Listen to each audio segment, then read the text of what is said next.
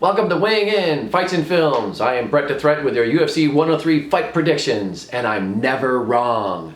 First up in the Fight Pass prelims, we got Jocelyn Jones-Lyberger versus Nina Ansaroff. I like Nina's ground and pound work. She actually does it from the guard. Her opponent, Jocelyn, I wasn't too impressed with her last fight. About 15-minute fight. She spent about 14 of it in the clinch. But I do think she is the better striker, and I think primarily that's where it's going to be. So I'm going to go with Jones-Lyberger on that one. Next up, we got Augusto Mendez versus Frankie Sins. Frankie's coming off a 2-fight losing streak. He was doing well in UFC when he was fighting no names, but then they gave him Uriah Faber, and then they gave him Eddie Wineland, and he took some losses there. Mendez's last fight in the UFC was with Cody Garbrandt, where he lost by KO. Sometimes when they come off a loss like that, they have a hard time recovering. And especially with the UFC jitters coming on, because it's only going to be a second fight. So I'm going to go with Frankie on this one. Next up is John Marega versus Sergio Pettis. Sergio's got some good striking, but his weakness is definitely being off of his back, which is kind of weird because in his last 2 fights, he's the one that's been initiating the takedowns. His opponent has fought for the title against Mighty Mouse. He's got 4 submission wins and 1 submission of the night bonus.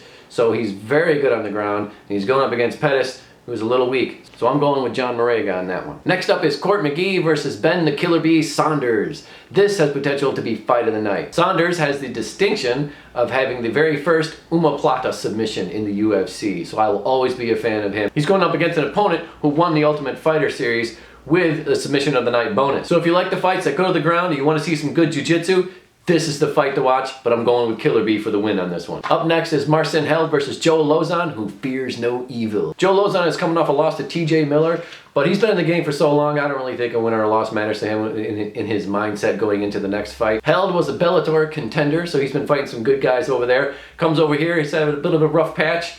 His first fight was with Diego Sanchez, which he didn't do too well. He actually gassed out towards the later rounds, and he's going up against Joe Lauzon. Let's not forget he has 15 performance bonuses in his career. He never puts on a bad fight. I'm going with Lauzon in this one. And now, the main event of the evening. Introducing first, Yair Rodriguez, the Mexican sensation. This guy's one of my absolute favorites in the UFC. I follow every fight. He is sensational. He's great on the ground. He's great on his feet. I love his kicks. His flying switch kick knockout that he had was just amazing. Now he's going against the legendary BJ Penn, who has fought not only in the UFC but all over the world in a bunch of different organizations. He's got a very long career, but he's on a 3-fight losing streak before he retired, and he hasn't fought in over 2.5 years. He's 38 years old.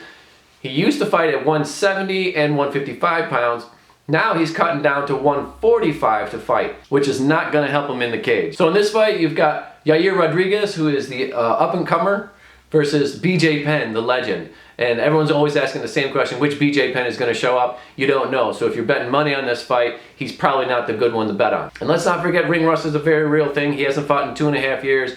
Rodriguez is on that win streak. I'm going with Rodriguez in this one. So there you have it. Those are my UFC Fight Night 103 predictions. Brett the Threat has spoken, and I'm never wrong. I'll see you cage side.